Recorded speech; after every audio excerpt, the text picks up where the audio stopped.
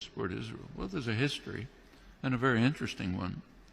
It actually goes back a long time. One thing to remember is that Christian Zionism is a very powerful force, which goes back long before Jewish Zionism. In England, particularly, Christian Zionism was a powerful force among British elites. It's part of the motivation for the Balfour Declaration and for Britain's support for Jewish colonization of Israel. Remember, the Bible said, and that's a big part of British elite culture. Same in the United States. Woodrow Wilson was a devout Christian who read the Bible every day. So did Harry Truman. In the Roosevelt administration, one of the leading officials, Harold Ickes, once described the return of the Jews to Palestine as the greatest event in history. It's realizing the lesson of the Bible. These are deeply religious countries in which the biblical commands, so-called, are taken quite literally. Also, this is just part of colonization. This is the last phase of European colonization. And notice that the countries that are most strongly in support of Israel are not just the United States. It's the United States, Australia, and Canada, the offshoots of England, Anglosphere sometimes called, unusual forms of imperialism.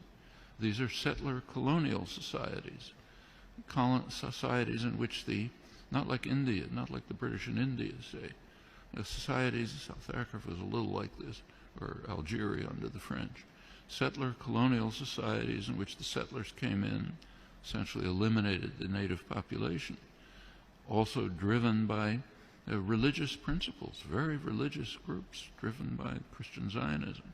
Those are major cultural factors. There are also significant geostrategic factors. You go back to 1948, there was actually a split between the State Department and the Pentagon in the United States over how to react to the new state of Israel. The State Department was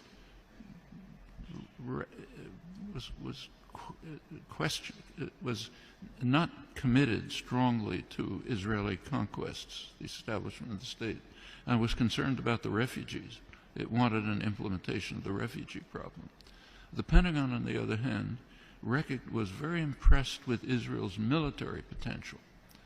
The Israeli military successes, if you look back at the internal record and declassified, the Joint Chiefs of Staff described Israel as the second largest military force in the region after Turkey and a potential base for U.S. power in the region. That continued. Can't run through the whole record, but in 1958, when there was a serious crisis in the region, Israel was the only state that strongly cooperated with Britain and the United States, and it won plenty of support from the governments and the military for that reason. 1967 is when the current relations with Israel were pretty much established. Israel performed a major service to the United States by destroying a secular Arab nationalism, a major enemy of the United States, and supporting radical Islam, which the U.S. supported. And it continues right until the present. Right now, we saw an example of that just during the latest Gaza attack. You recall that at one point, Israel began to run out of munitions during the assault, despite the fact that it's armed to the teeth. The United States provided Israel with additional munitions through the Pentagon. And notice where they were taken from. These were U.S. munitions pre-positioned in Israel for eventual use by U.S. forces. One of many signs of how Israel is regarded as essentially a military offshoot of the United States. Very close intelligence relations that go way back, many other connections. And the media tend to take up, to support the policy of the government with very few, kind of little questioning around the edges, but basically accept the policy. So, for example, take another issue. Take the U.S. invasion of Iraq. You cannot find the phrase U.S. invasion of Iraq in the U.S. media, though it was obviously an invasion, a blatant act of aggression, a textbook case of what the Nuremberg trials called the supreme international crime, cannot be mentioned. President Obama is praised as an opponent of the invasion. And what did he say? He said it's a mistake.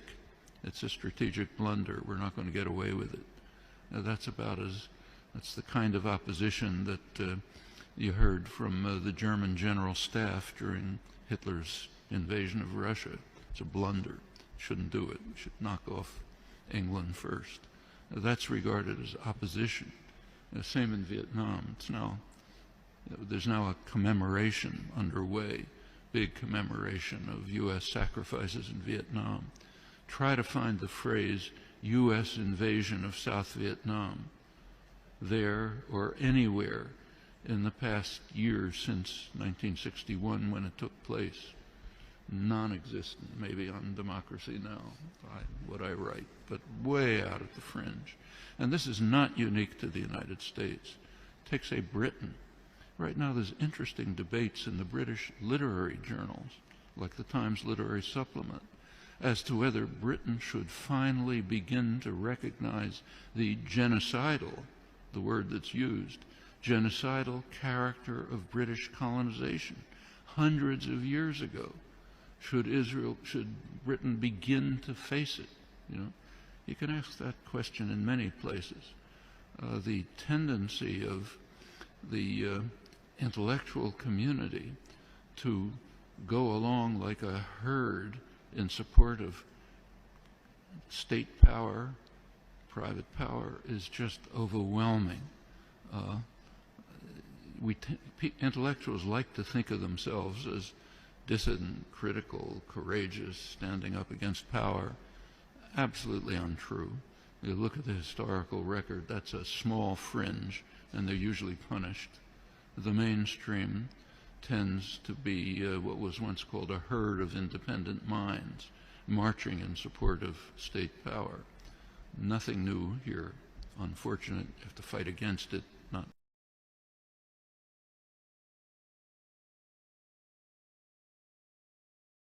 This particular Bible was published in 1905.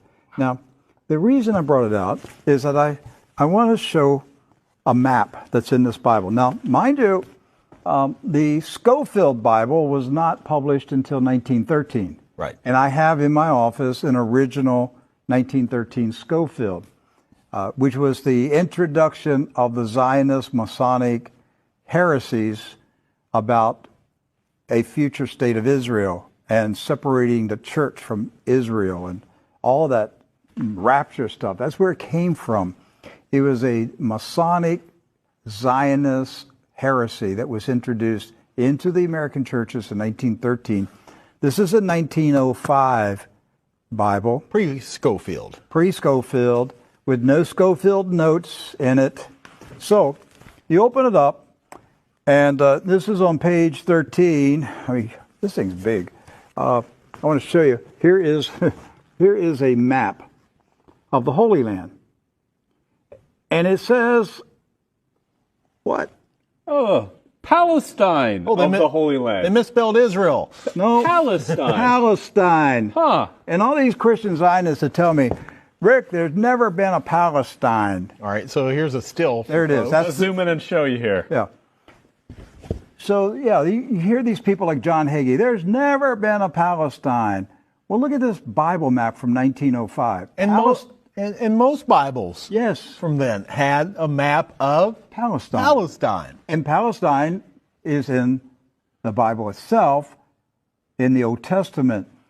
So we're showing you this just because I'm trying to break through the propaganda, the confusion, the lies that the Zionists have implanted in millions of minds of Christians in America, and told them there's never been a place called Palestine.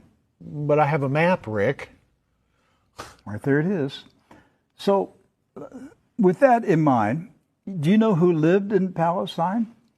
Palestinians? Palestinians. I got that one right. Palestinians. And Palestinians were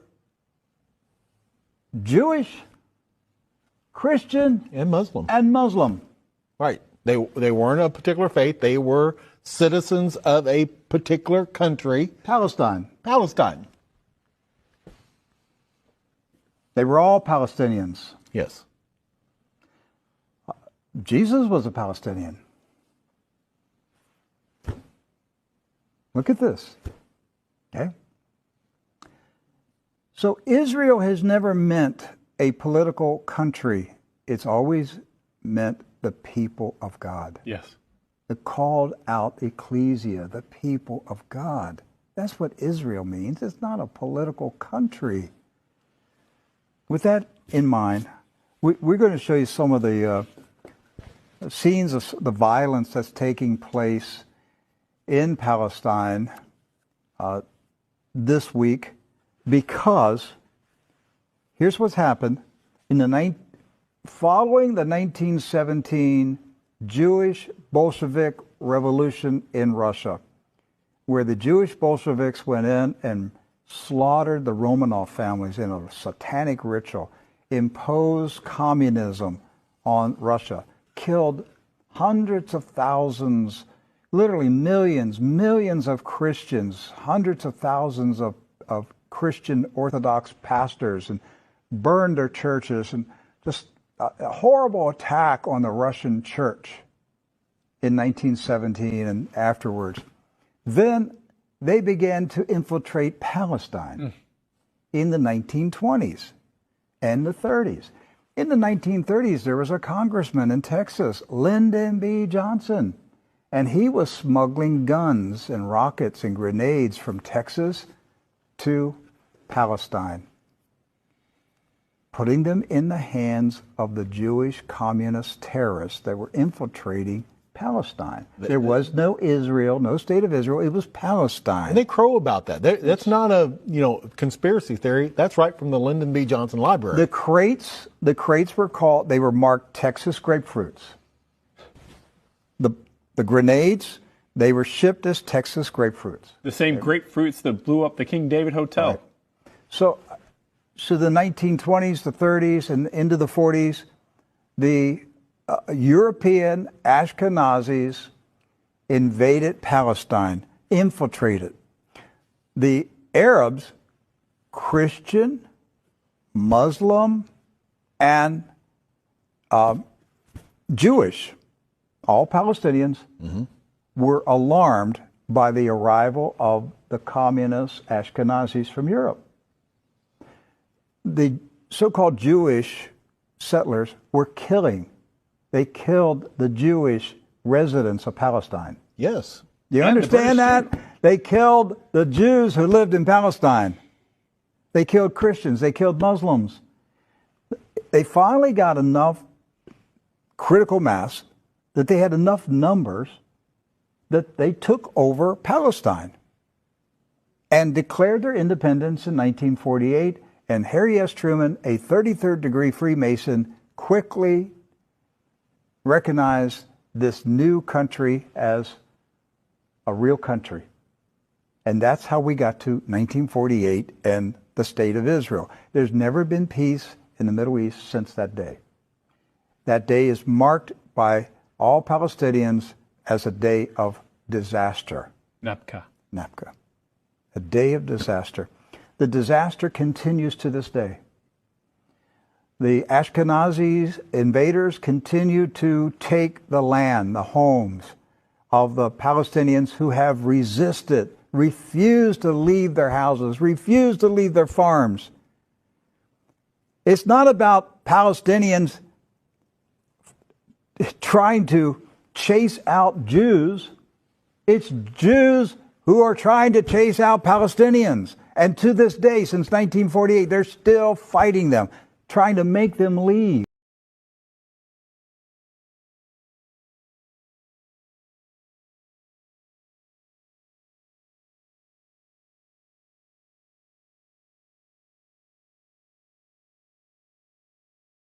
On November 2nd, 1917, Britain's Foreign Secretary, Arthur Balfour, wrote a letter that would set off a conflict still being fought more than 100 years later.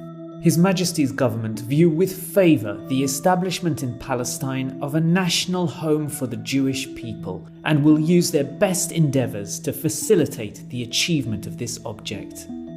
When Balfour wrote of his government's intent to create a Jewish homeland in Palestine, 90% of the people living there were not Jewish. Just 31 years later, most of them were gone.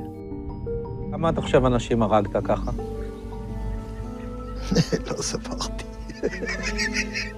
אני לא יכול לדעת בחיי. היה לי מקלע עם 250 כדורים.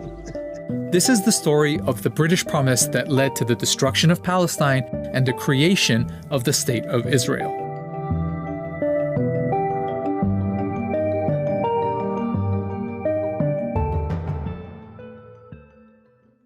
Let's start with the obvious question. Why were the British making promises about other people's countries? The short answer? Empire is one hell of a drug. This was World War I, and the British were making lots of promises. In addition to promising a Jewish homeland in Palestine, they promised Arab leaders independence if they rose up against Britain's enemy, the Ottoman Empire.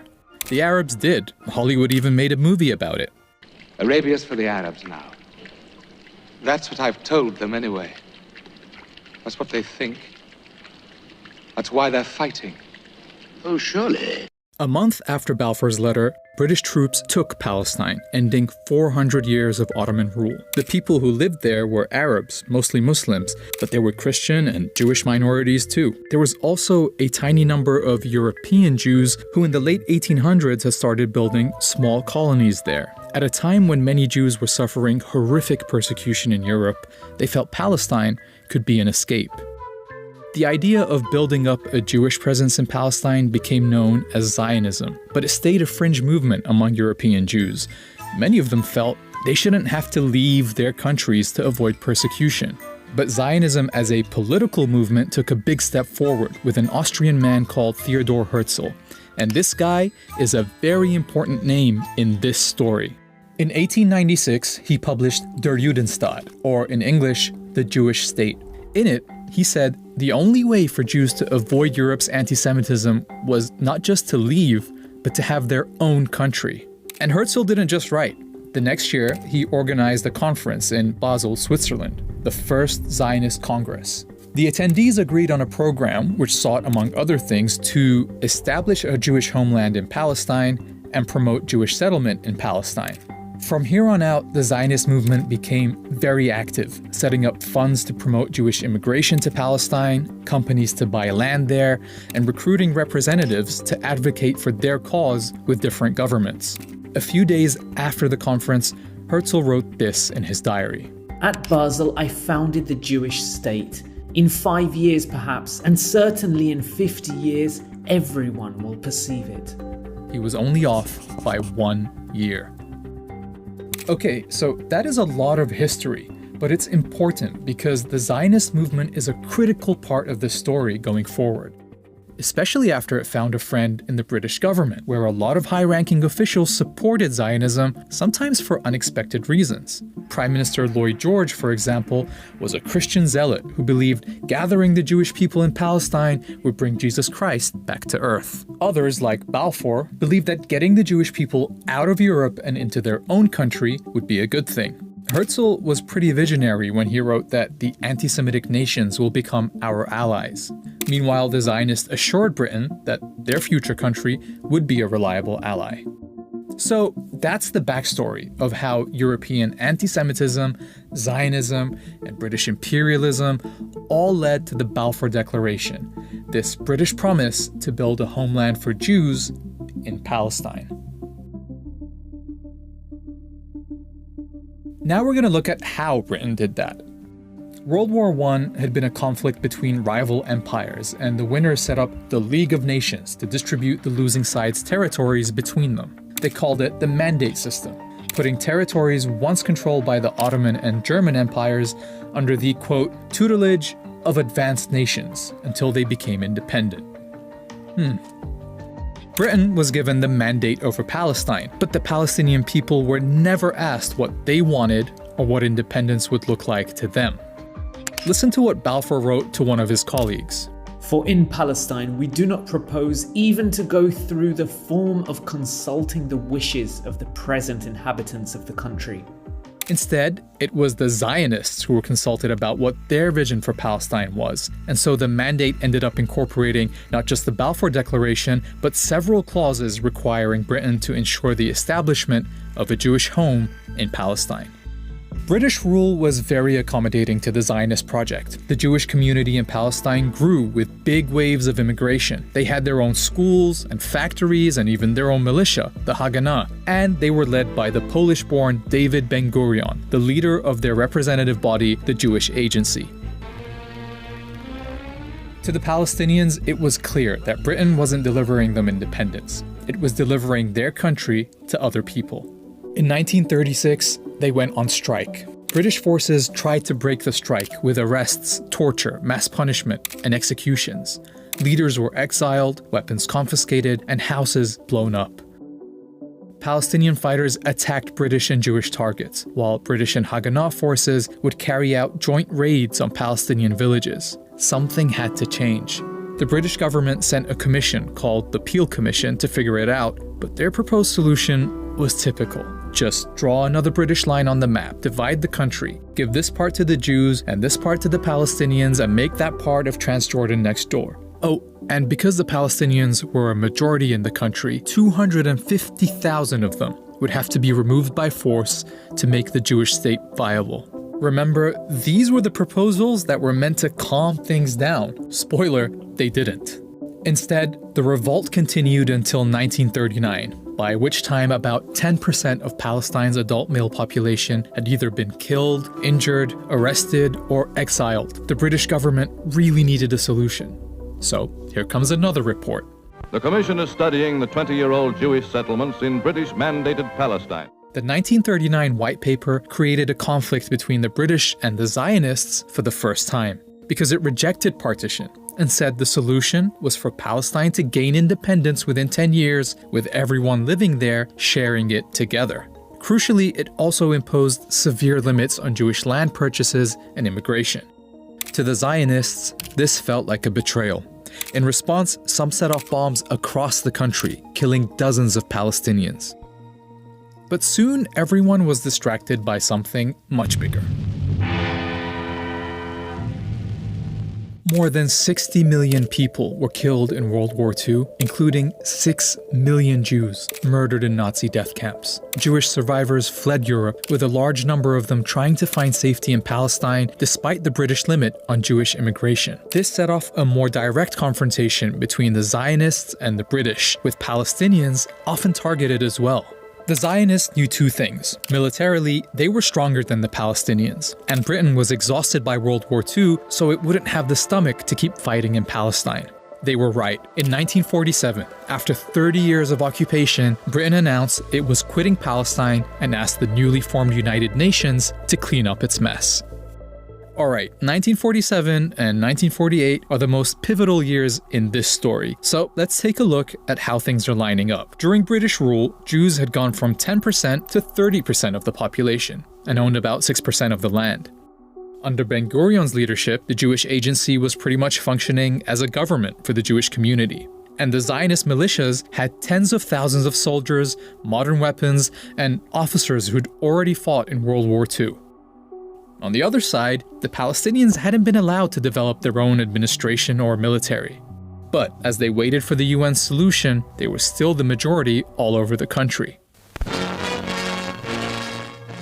In November 1947, the UN, then only made up of a fraction of the world's countries, voted to partition Palestine.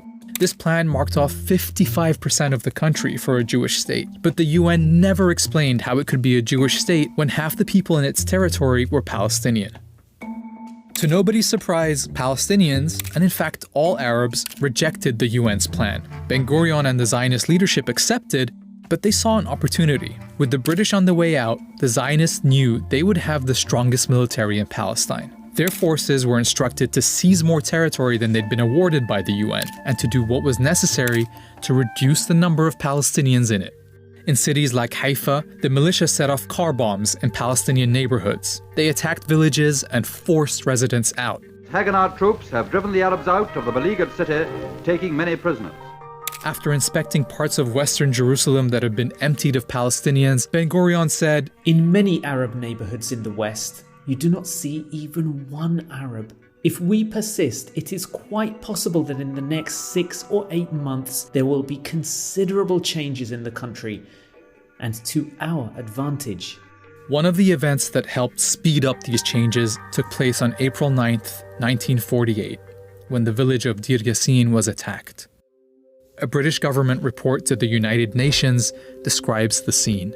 250 people were killed in circumstances of great savagery. Women and children were stripped, lined up, photographed, and then slaughtered by automatic firing. The story of what happened at Deir Yassin set off panic all over the country. As news spread, people fled, fearing they would be next. Historians have recorded dozens of similar massacres during this period. Each time, they would result in entire communities fleeing. תמיד הייתה הוראה, והייתה הוראה של בן גוריון, לגרש את האנשים משם. כבשנו את המקום, טרקטורים חרשו את המקום. חרשו. לא נשאר זכר של כבר. למה? לא רצו שתהיה, לא חזרה ולא זכר של המקום. By the time Britain ended its mandate on May 15, 1948, 250,000 Palestinians had fled. The night before, David Ben-Gurion announced the founding of the State of Israel, with himself as its first prime minister. He was standing under a giant portrait of Herzl, 51 years after Herzl had predicted this very moment. The Zionist militias came together as the newly formed Israel Defense Forces, but the fighting wasn't over. With the British out of the way, soldiers from several Arab countries entered Palestine. But the Israeli army was better equipped, better organized, and unlike the Arab armies, had a unified command and backing from several European countries. Israeli forces pushed into places that the UN had assigned to the Palestinian state, like the towns of Lidda and Ramle. 50,000 people were forced to flee from there, many on foot, in what became known as the Lidda Death March. After being emptied, the towns were given Hebrew names, Lod and Ramla. Like in many other emptied towns, the buildings and homes were taken over by the new Israeli state and given to Jews. By the time the UN secured an armistice, 3/4 of the Palestinian people had become refugees. In Arabic, they call this the Nakba, literally the catastrophe. The new state of Israel made up 78% of what had been Palestine. The remaining parts were annexed by Jordan or taken over by Egypt. A year later, the UN passed a resolution calling for all Palestinian refugees to be allowed to return home. They never have been. Palestine had been erased. In the decades since, attempts to resolve this conflict have again tried to partition the land. With each successive attempt, the territory offered to Palestinians in their historic homeland shrinks even more. Ironically, Israel is still struggling to maintain the population advantage it gained in 1948 when it forced all those people out, because in 1967, it occupied the West Bank and Gaza, bringing all the Palestinians living there under its rule. And so today, the population of Jews and non-Jews in this land is roughly equal. But those living under occupation have no rights, no citizenship, and no prospect of independence. The Nakba-era tactics of settlement, home demolitions, and expulsion are still used against them. Nakba, Nakba, no! We want Nakba, Nakba, no! Israel has taken the land but wants nothing to do with the millions under its rule. International, Israeli, and Palestinian human rights groups say this system is a form of apartheid. To see if that's an accurate description of Israel more than 100 years after Balfour's promise,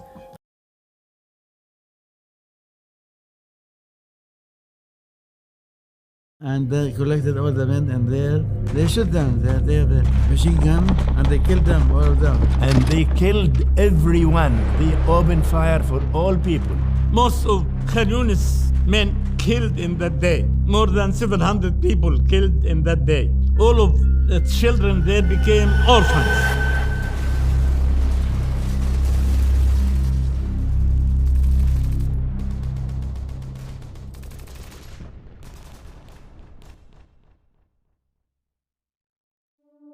My name is Nasri Ahmed Hassan Ali Abdu.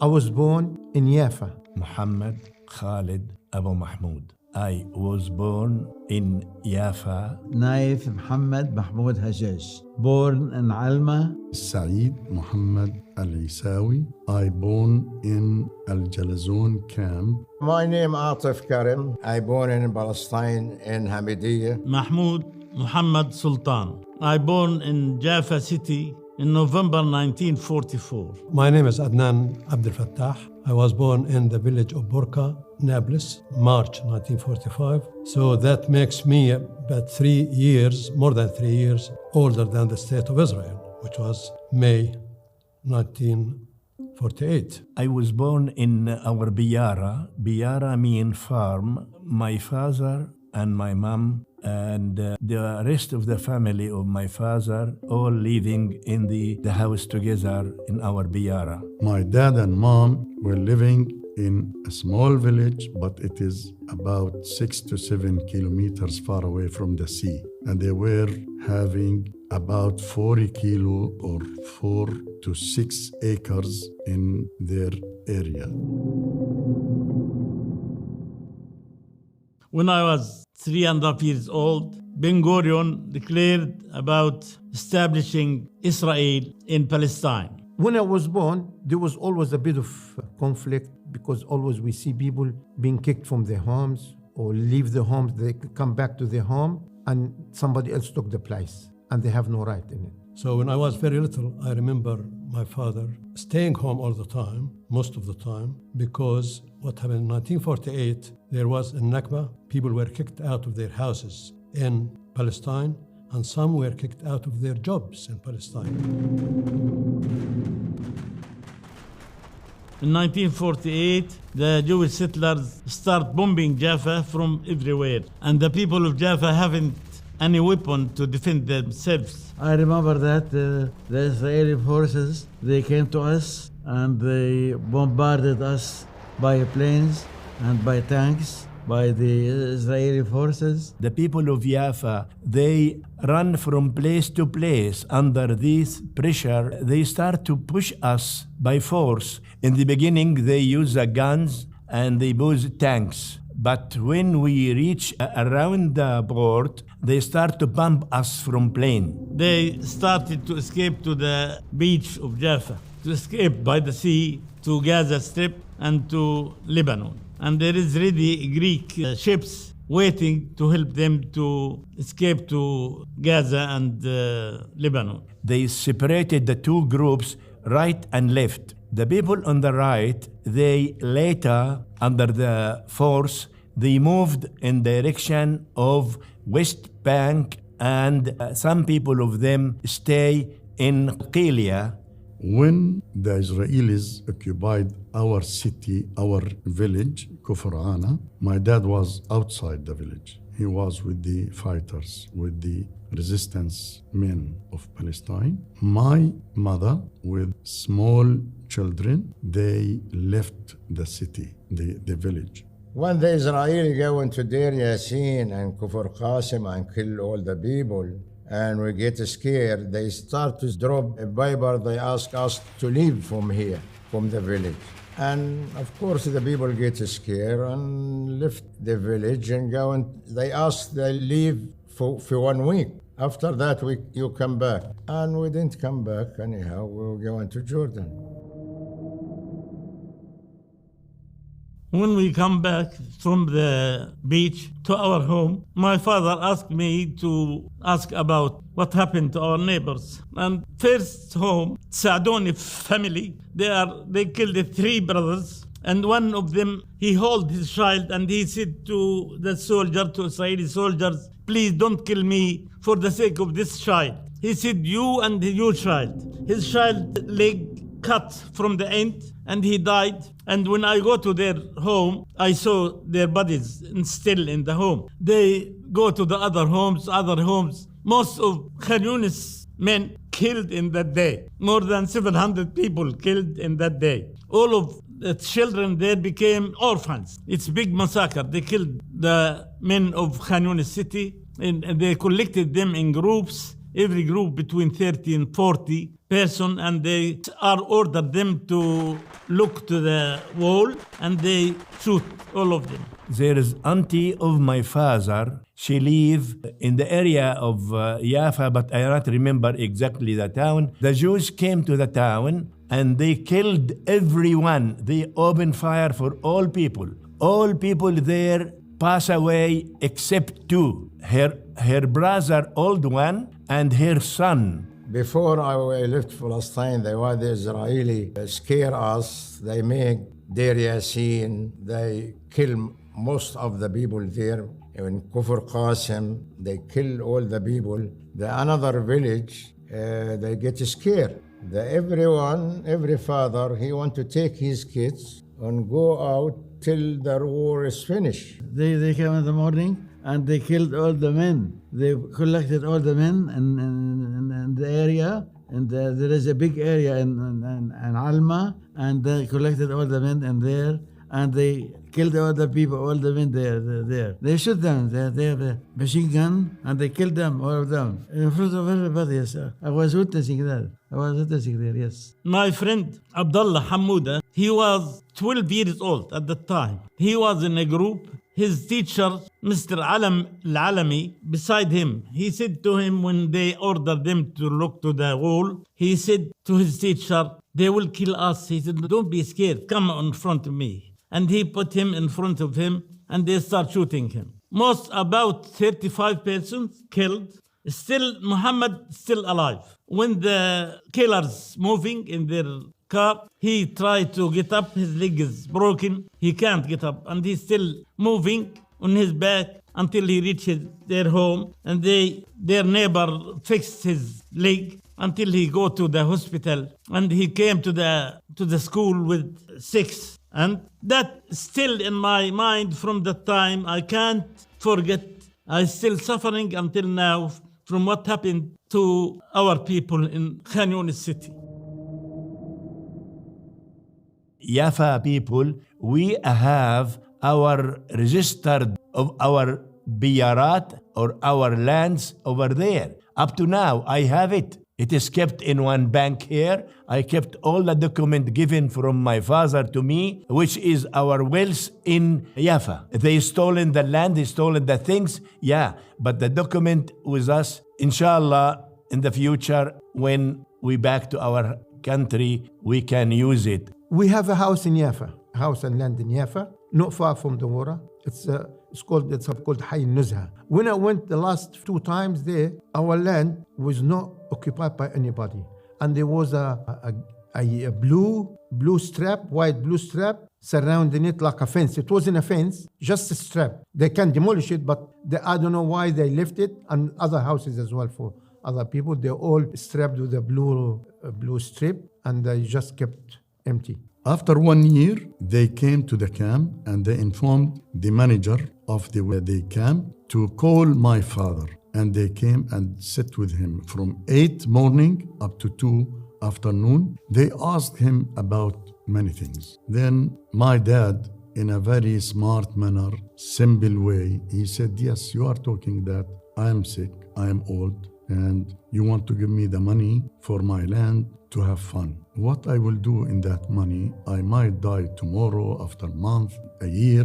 Allah knows, God knows. So why I will sell my land and take that money and throw it? I don't want to sell my land. I will keep it for my children such that they can utilize it. He was thinking that we will return back to our home land in Jaffa, Kufrana, shortly. He was expecting something, liberation will happen, but he died in 1971. Well, I was all my life dreaming to go back to Palestine. Till this time. Before 5 years, I take my kids. I have 3 sons. I go with them together to Palestine to show him our land, our house in Palestine. And the Israeli, they all farmman, they take our land and they work there. When they see the car, the man is come, he stopped, he said, what you looking for? I said, well, I born in here in Hamidiyya. And where is Hamidiyya? They changed about 70 years. His father came to Palestine and he born in here. And they kicked me from my house and my land and yeah. So when I remember that, I really shocked. I really become very upset. My land is with others who came from around the world and not allow us to go back. And that's how the Israelis creates their, what they say, country. But inshallah, we will go back one day. For the young ones, never forget, your freedom is in your heart. Don't be ever scared from anybody when you say the right word or the truth, because this way the truth will never die. And if it does with you, Allah subhanahu wa ta'ala is going to revive it again. All what I need now, if I can't go back, or my Palestine to be free in my lifetime, to be free for my daughters and my grandchildren. If Palestine gets back to us, I never stay here 24 hours. First one, I go to Palestine and I die in Palestine. This is from my side. We love our country. It's very hard to leave your home by force. And we still remembering I still remember my home in Jaffa. I was 3.5 years old, but I still remember the home and the farm. And I hope to come back, but it's not easy. It's not easy to come back because we haven't the power. But we hope in the future will grandsons and have more power to go back to their homeland. And the God promised us with victory, and the victory will come anytime. The victory will come, and we will return to Palestine.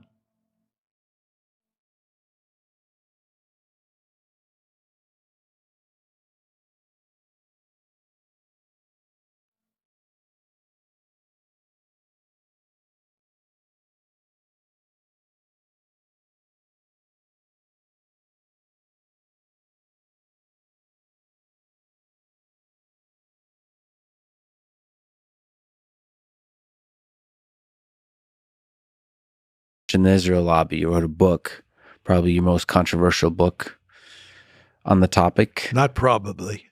Clearly the most controversial book I ever wrote. So you've criticized the Israel lobby in the United States for influencing U.S. policy in the Middle East. Can you explain what the Israel lobby is, their influence, and your criticism over the past, let's say, a couple decades?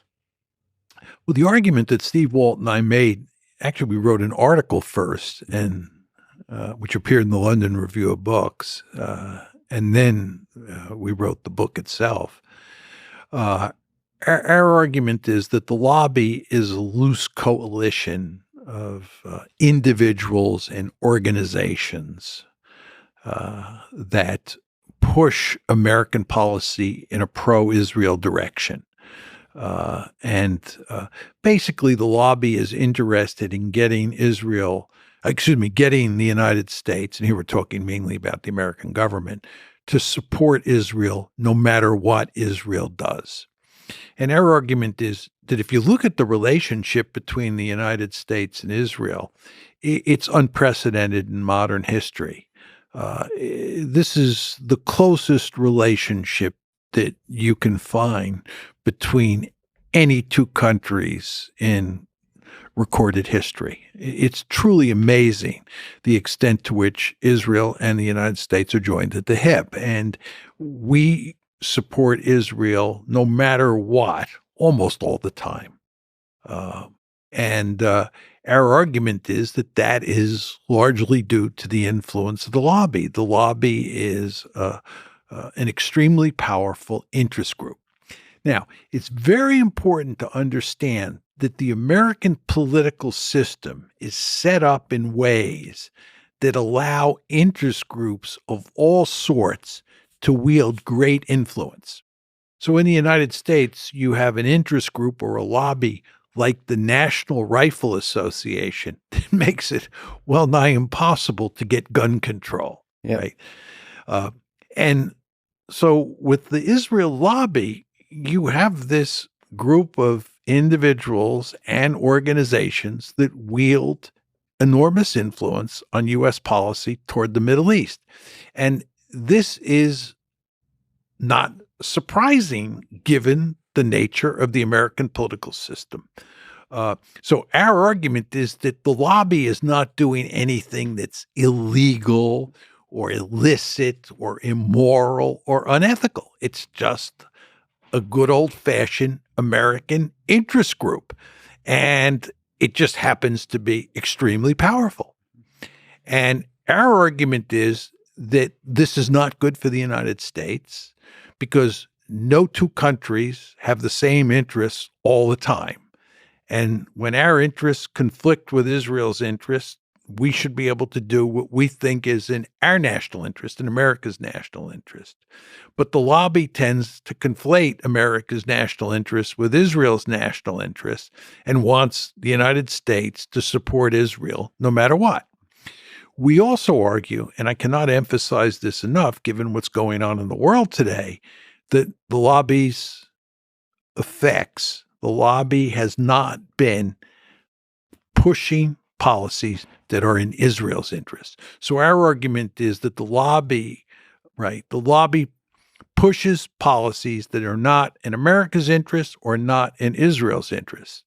Now you're saying to yourself, what exactly does he mean by that?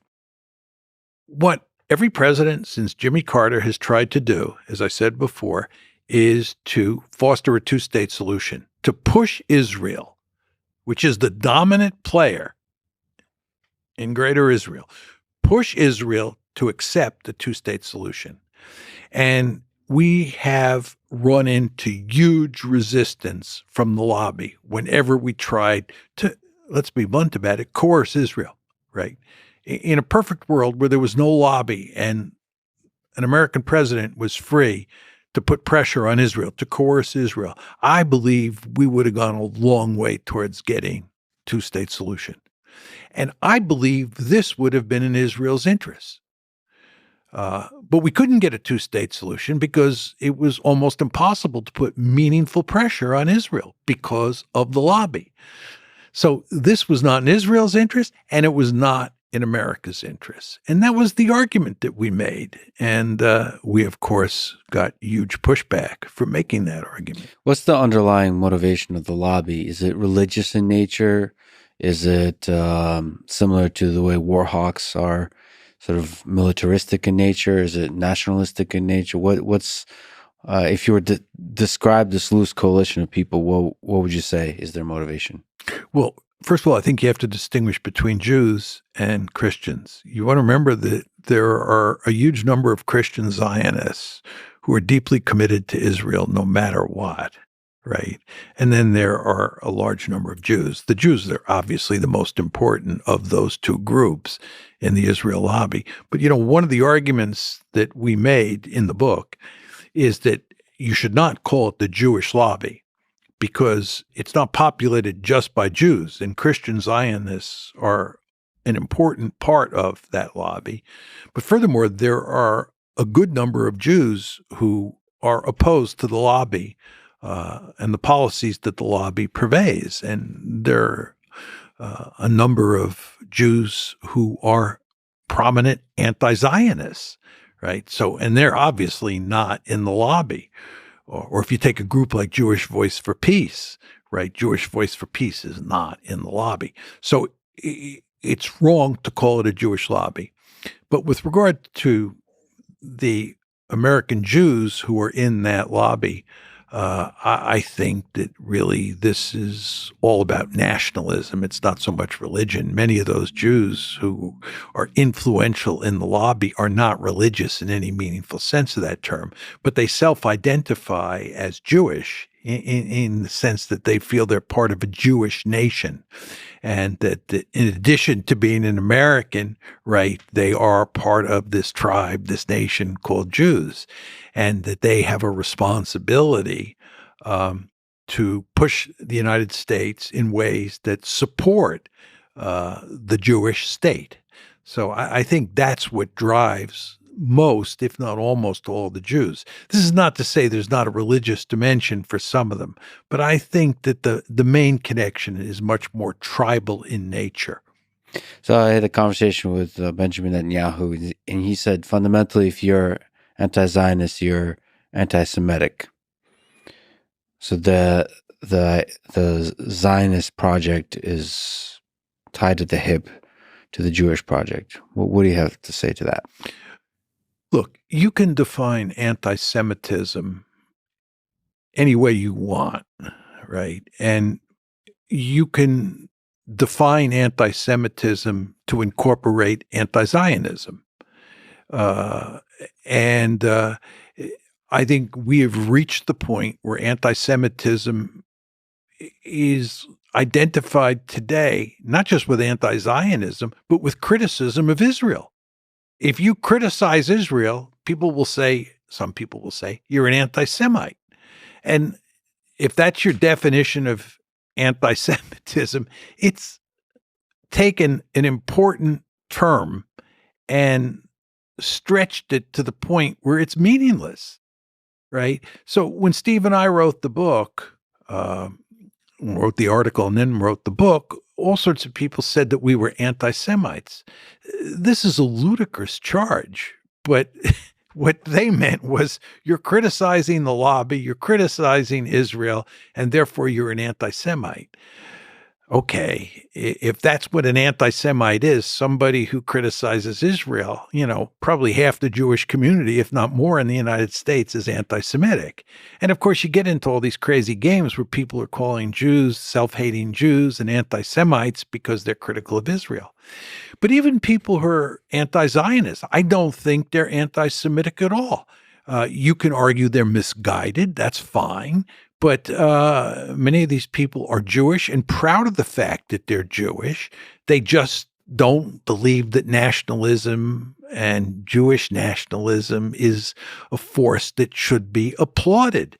And you want to understand that in the American context, there is a rich tradition of anti-Zionism, right? And these were not people who were anti-Semites, if you go back to the 30s, 40s, 50s. And the same thing was even true in Europe. There were all sorts of European Jews who were opposed to Zionism. Were they anti-Semites? I don't think so. But we've gotten to the point now where people are so interested in stopping any criticism of Israel that they wield this weapon of calling people anti-Semites so loosely that the term has kind of lost meaning. So I think Netanyahu is wrong-headed to equate anti-Zionism with anti-Semitism. Alan Dershowitz was one of the people that called you specifically anti-Semitic. So just looking at the space of discourse, where's the slither of hope for healthy discourse about U.S. relationships with Israel between you and Alan Dershowitz and others like him? Well, I think until there is a settlement of the Israeli-Palestinian conflict, there's no hope of putting an end to this nonsense, right? So these are just uses of terms to kind of cheat your way through the discourse. It's shortcut. No, it's to silence people. Right. It's very, very important to understand that one of the lobby's principal goals is to make sure we don't have an open discourse, a freewheeling discourse about Israel, because they understand, people in the lobby understand that if you have an open discourse, Israel will end up looking very bad. Right. You don't want to talk about the occupation. You don't want to talk about how Israel was created. Right. All these subjects are ones that will cause problems for Israel. See, just to go to the present crisis, okay, when you have a disaster, and what happened on October 7th is a disaster, one of the first things that happens is that people begin to ask the question, how did this happen? Right? What's the root cause of this problem? This is a disaster. We have to understand what caused it so that we can work to make sure it doesn't happen again. So we can work to shut it down and then make sure it doesn't happen again. Mm-hmm. But once you start talking about the root causes, right, you end up talking about how Israel was created, right? And that means telling a story that is not pretty about how the Zionists conquered Palestine. And number two, it means talking about the occupation, right? It's not like Hamas attacked on October 7th because there were just a bunch of anti-Semites who hated Jews and wanted to kill Jews. This is not, Nazi Germany, right? This is directly related to the occupation and to what was going on inside of Gaza. And it's not in Israel's interest or the lobby's interest to have an open discourse about what the Israelis have been doing to the Palestinians since, I would say, roughly 1903, when the second Aliyah came to Israel, or came to what was then Palestine, right? We want to talk about that. And we don't want to talk about, from the lobby's point of view, the influence that the lobby has, right? It's better from the lobby's point of view if most Americans think that American support of Israel is just done for all the right moral and strategic reasons, not because of the lobby. And when John Mearsheimer and Steve Walt come along and say, you have to understand that this special relationship is due in large part to the lobby's influence, that is not an argument that people in the lobby want to hear. So the point is, you have to go to great lengths for all these reasons. You have to go to great lengths to silence people like me and Steve Walt. And one of the ways to do that is to call us anti-Semites. I think the chapter or the section of the book where we talk about this charge of anti-Semitism is called The Great Silencer. That's what we call the charge of anti-Semitism, the Great Silencer. Who wants to be called an anti-Semite, especially in the wake of the Holocaust? Do I want to be called an anti-Semite? Oh, my God, no. So it's very effective. But, it is important to talk about these issues, in my humble opinion. And I think if we had talked about these issues way back when, it would have gone a long way towards, maybe getting a two-state solution, which I think was the best alternative here. It's complicated, and I wonder if you can comment on the complexity of this, because criticizing Israel and, criticizing the lobby can, for a lot of people, be a dog whistle for sort of anti-Semitic conspiracy theories that, this idea that Jews run everything, run the world, or this kind of cabal. And, it's also very true that people who are legitimately anti-Semitic are also critics of Israel in the same kind of way. And so it's such a complicated landscape in which to have discussions because, even people like David Duke, who are, racist, don't sound racist on the surface. Well, I haven't listened to him enough, but there's dog whistles. It's a complicated space in which to have discussions because I wonder if you can sort of speak to that. Because there's this silencing effect of calling everybody anti-Semitic, but it's also true that there is anti-Semitism in the world. There is a sizable population of people that hate Jews. There's probably a sizable population of people who hate Muslims too. But a lot of hate out there. A lot of hate out there. But the hatred of Jews has a long history, and so you have Rolling Stones have a set of great hits, and there's just a set of great hits of the ways conspiracy theories that you can make up about the Jews that are used as part of the hatred. So there's nice templates for that. And I just wonder if you can comment on operating as a historian, as an analyst, as a strategic thinker in this kind of space. Yeah, we obviously, when we wrote the article, which we did before the book, gave this subject a great deal of thought. What you say just now is music to our ears. I'm talking about me and Steve. I think that, your point about dog whistles is correct. Look, we went to great lengths to make it clear that this is not a cabal. It's not a conspiracy. And in fact, in a very important way, the lobby operates out in the open, right? They brag about their power, right? And this was true before we wrote the article, right? And we said in the article and the book, and you heard me say it here. First of all, it's not a Jewish lobby, right? Secondly, it's not a cabal, right? It's an American interest group. And the American system is designed such that interest groups are perfectly legal and some of them are super effective. Exactly. I mean, you hit the nail right on the head. That's exactly right. And, and there was nothing that we said that was anti-Semitic by any reasonable definition of that term.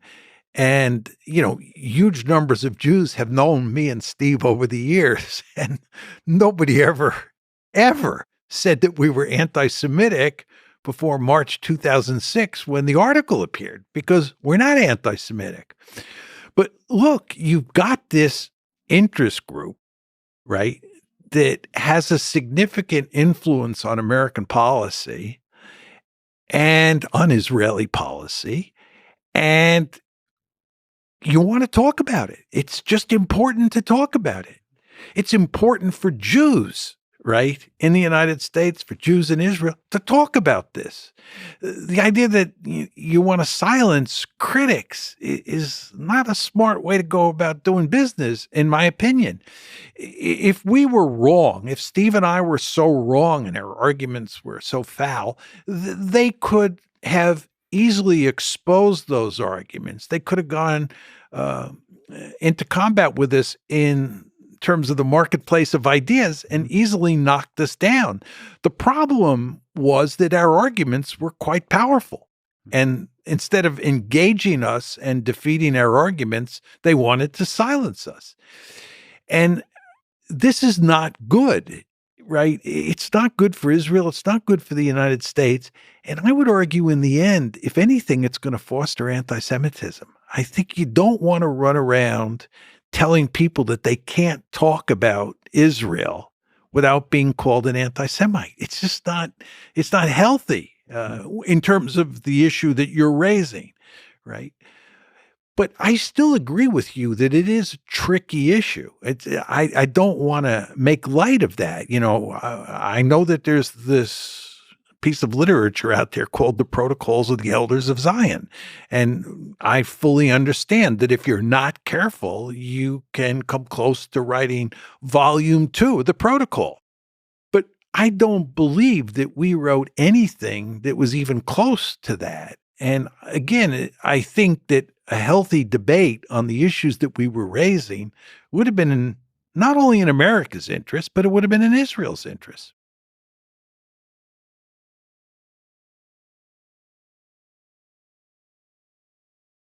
The Israeli government has one official narrative of what happened on October 7th. Of course, the slaughter of 1,400 innocent Israelis at the hands of Hamas.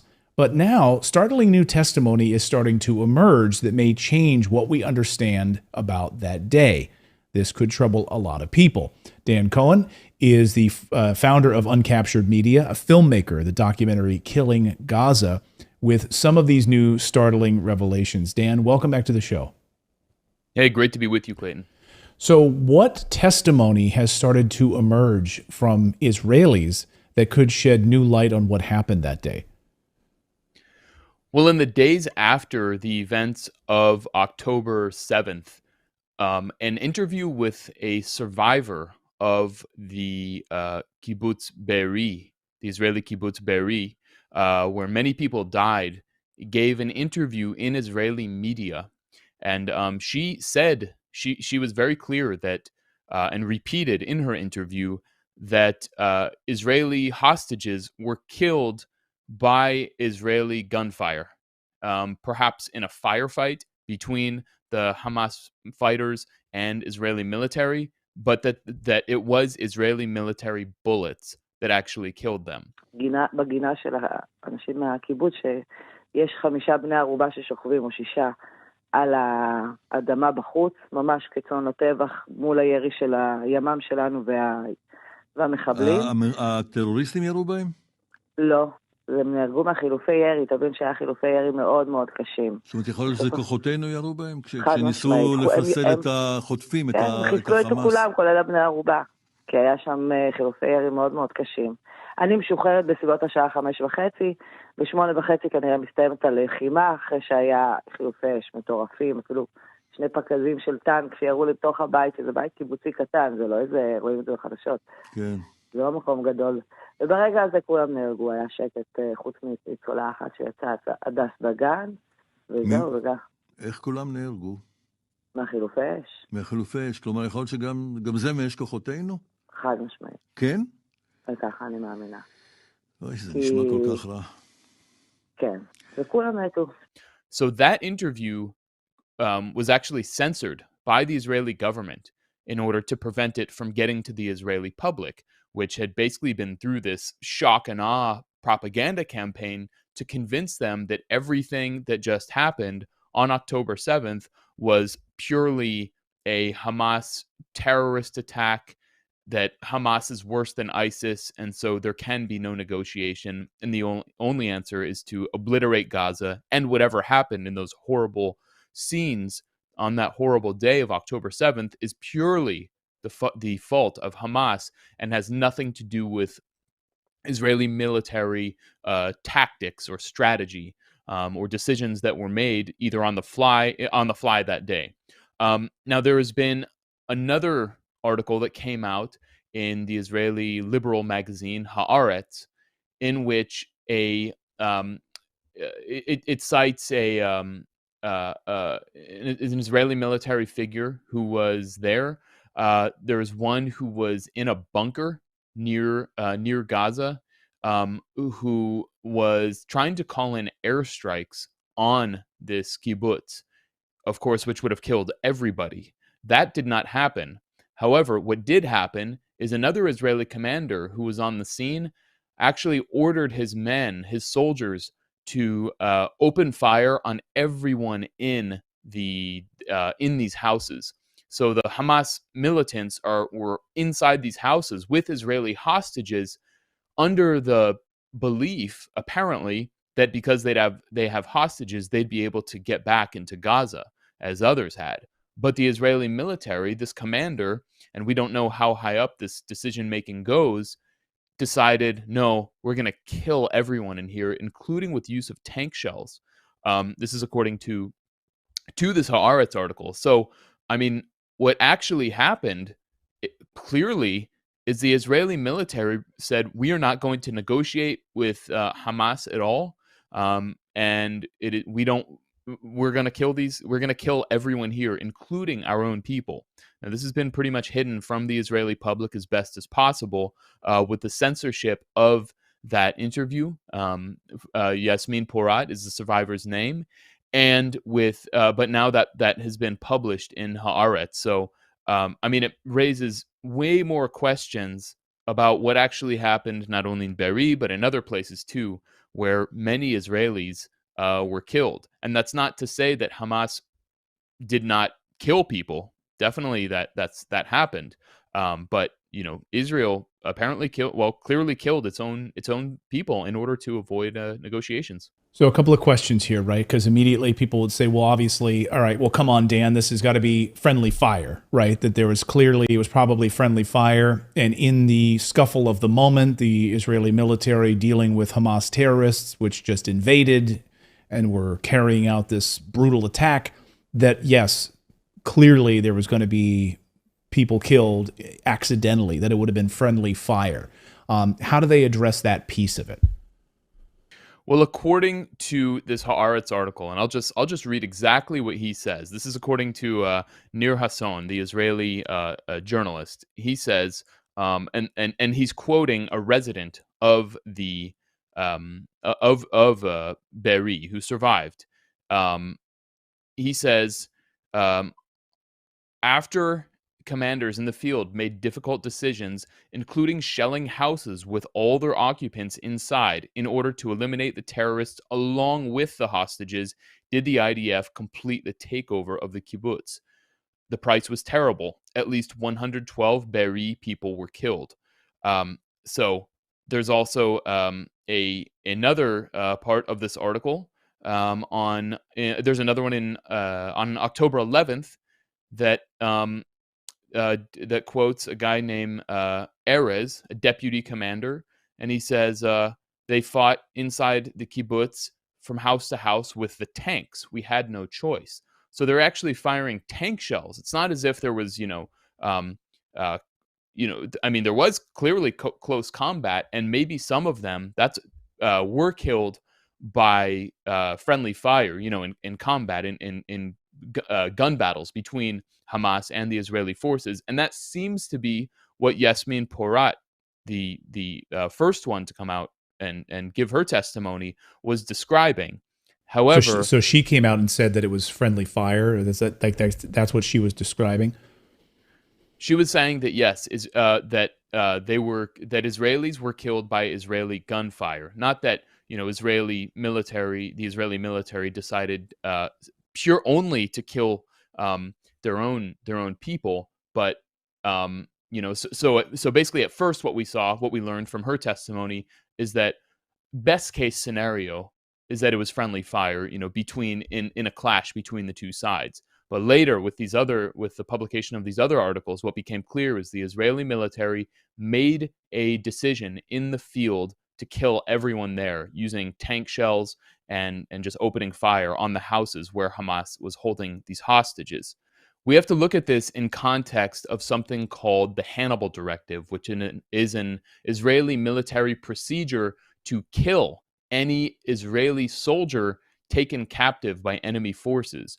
So in 2014, this was implemented in the 51-day war on Gaza in the southern city of Rafah, where Hamas had managed to take captive an Israeli soldier named Hadar Golden.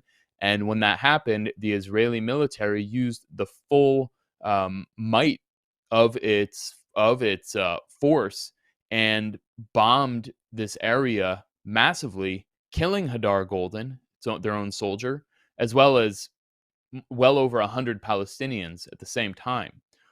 This became known as Black Friday among Palestinians. So this is the Hannibal Directive, and I think what we saw in Be'eri, where this occurred on October 7th, is the very same logic as what happened in 2014, the Hannibal Directive, that we are not going to allow any Israelis to be taken captive, taken hostage, so we're just going to kill them all. So then there can be no negotiations. And then look at what's happening inside the Gaza Strip, where hundreds of Israelis are held hostage and captive by Hamas, and Israel is doing nothing, at least publicly, to secure the release. There's no negotiations that anyone knows about, and is instead bombing the entire place to smithereens, turning it into a big pile of rubble and killing, we're well over 5,000 Palestinians dead, including 400 overnight. And according to Hamas, dozens of Israeli hostages have been killed in the bombing too, which makes perfect sense. So, is the Hannibal Directive, this policy of Israel killing its own people to prevent negotiations, is this being applied throughout the Gaza Strip? Israeli sources have told me that they thought it was a great mistake for them not to have done more to try to get those initial 200 or so hostages back immediately within the first 24 to 48 hours. And now, in many ways, they become a significant liability. And what I'm hearing from different Israeli sources is these hostages will likely not be living for very much longer, especially as this ground assault unfolds. Does that comport with what you're hearing from your sources as well? Yeah, absolutely. I mean, the families of the hostages are absolutely desperate. They're demonstrating outside of Hakiria, the Israeli Defense Ministry in Tel Aviv. And in fact, there's a video that went around of people attacking the families and calling them traitors and saying they hope those hostages die. So there's an element of Israeli society that fully agrees with this logic that, no matter what, the state is more important than the people. So, I mean, no negotiations, just kill everyone. That is basically the Israeli government's policy. And had, even in Be'eri, or when those hostages were taken into Gaza, had it said, hold on, let's pause. We know we can negotiate with Hamas, as we have done many, many times before, through intermediaries, through Egypt, through Qatar, then they could have worked something out. But instead, the Israeli government is intent on destroying Gaza and obliterating as many people as possible, including its own citizens. Do you think, we heard over the weekend, of course, Secretary of State Antony Blinken saying no negotiations, no ceasefire. The United States isn't interested in a ceasefire agreement, but you have, of course, President of Turkey coming out, Erdogan, saying that he would be happy to mediate a peacefire agreement, a negotiation perhaps between Hamas and, Hamas, Palestinians, and, of course, Israel. And that may actually help release some of these hostages. Do you think that there's an appetite for any mediation by Erdogan and the Turks?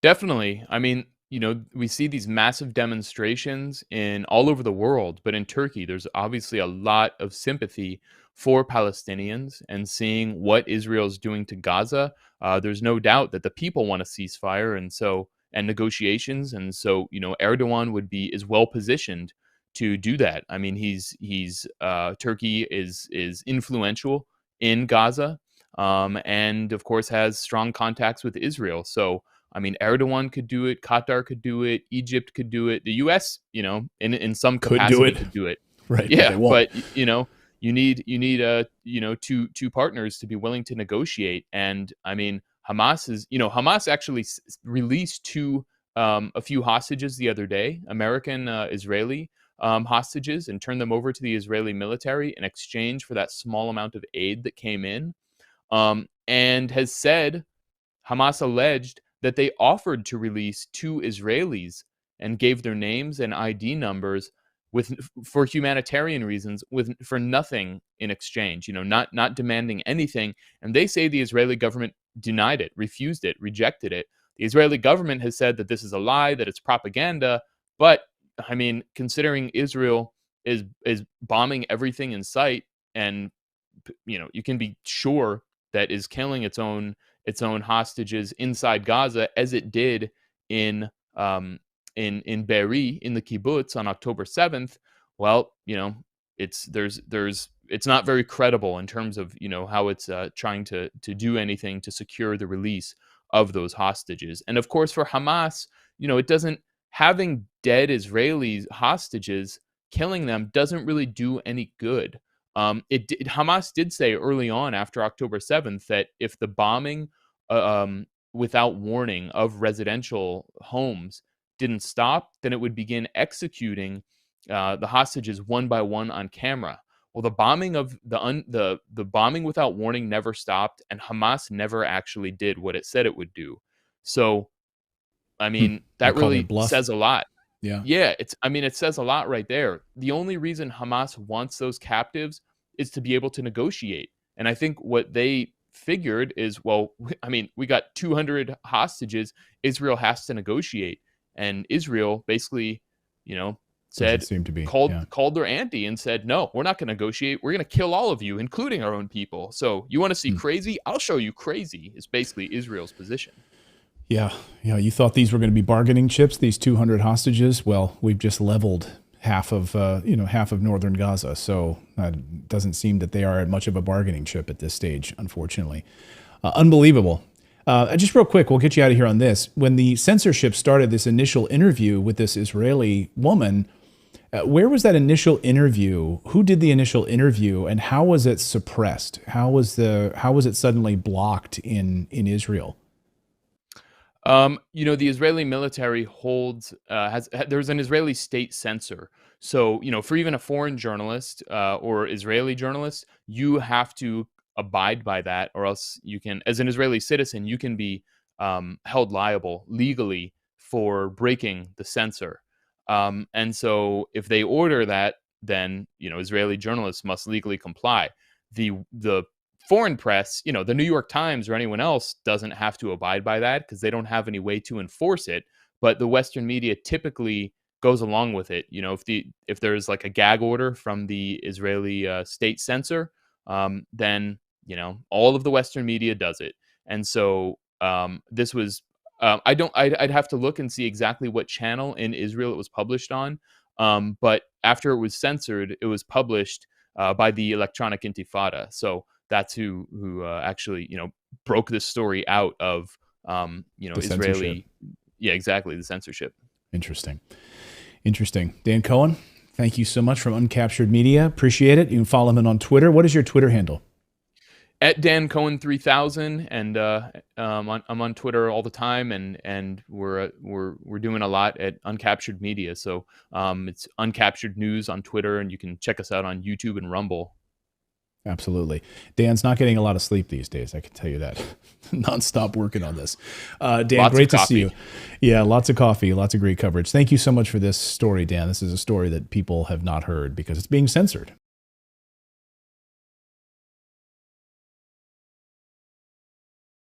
You have probably come across this video featuring an Israeli military official claiming the army had found Hamas's list of operatives. But a closer look at the words written on the piece of paper revealed that the list was just a calendar with the days of the week written in Arabic. Now I want to show you an operational tunnel. By the time the truth came out, the original video with its narrative based on a lie had already been viewed by millions. To deflect the criticism amid growing outrage, the Israeli army later blamed the faux pas on a translation error. So is Israel's distortion of facts merely an accident, or is it part of a calculated plan? Well, to put it simply, it is a component of Israel's state strategy, one that uses disinformation and lies to take control of the narrative. You are going to tell the whole world the real truth about Israel. I want to tell the world the truth! This Israeli practice of shaping narratives is known as hasbara, a Hebrew word that translates to explaining and refers to Israel's public diplomacy scheme devoted to shaping public opinion, whitewashing its image, and suppressing all negative commentary. Especially given that Israel is no stranger to criticism, given its decades-long illegal occupation of Palestine and its subjugation of Palestinians. The main objective of Hasbara is to portray Israel as the victim and delegitimize Palestinians and their struggle for freedom by creating doubts about the human rights violations it seeks to deny. And because Israel has such a robust PR machine at its disposal to shape the perception of its state, as well as pro-Israeli groups and lobbies around the world, it has been able to carry out military operations that many deem to be war crimes with near total impunity. Israel's response to its killing of Muhammad al-Durra, who became the symbol of the Second Intifada, is an example of Hasbara. The incident, which occurred on September 28, 2000, sparked global outrage and criticism of Israel. While Israel first admitted to the killing, it later retracted its admission. And in 2013, an Israeli government report claimed that Durra had not been killed in the crossfire after all. If we can't convince them always, at least confuse them. A similar script came into play when Al Jazeera journalist Shireen Abu Akleh was killed in 2022. Abu Akleh's death showed to the world the dangers Palestinians face under Israeli occupation, with the international community condemning the killing. Again, Israeli authorities employed Hasbara to counter growing anti-Israel sentiment. Israel's then Prime Minister Naftali Bennett first blamed Palestinian gunmen for the attack, and the Israeli military later said it is not possible to unequivocally determine the source of the gunfire.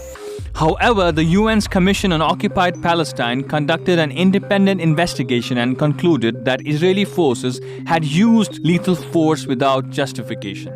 In both these instances, Israeli authorities, with the help of media organizations and pro-Israeli commentators, pushed the state's narrative in order to absolve Israel of any wrongdoing and to deny its role in the two killings. The objective is to make the world see Israel as the victim by spinning the facts and discrediting eyewitness testimonies and reports that implicate the state in its own crimes. This also means Israel refuses to engage in dialogue where their facts can be challenged. Listen to this speech by Palestinian author Edward Said about the then Israeli ambassador to the United States, Benjamin Netanyahu, who declined to debate with him on a TV set. And then he said, "Mr. Ambassador, why won't you speak to Professor Said?" He said, "Because he wants to kill me." And the moderator, without batting an eyelash, said, "Oh, really? Tell us about it. And then he went on about how Palestinians want to kill the Israelis. And that, I mean, there wasn't any sense in which the whole thing was totally absurd. In the context of the Israel-Palestine conflict, Hasbara is essentially propaganda, primarily aimed at the West, that is crucial in shaping Israel's global image.